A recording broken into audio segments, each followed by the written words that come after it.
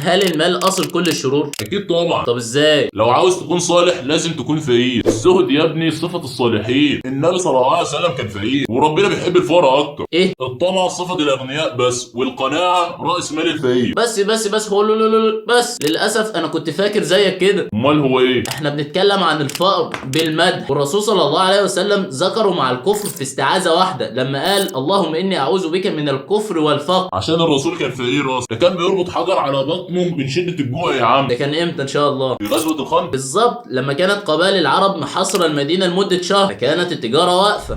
الوقت وقت ايه؟ وقت حرب، والحال حال حصار. والحال كان حال حصار فعلا. اظنك ايه بقى بقائد زي النبي صلى الله عليه وسلم اللي بلغ حد الكمال في الايثار؟ خد دي كمان، عامل وفود جه للنبي صلى الله عليه وسلم 70 وفد من كل انحاء الجزيرة عشان يبايعوه على الاسلام، فكان الرسول صلى الله عليه وسلم بيكرمهم ويحسن ضيافتهم من ماله الخاص. ده انا كان في غماء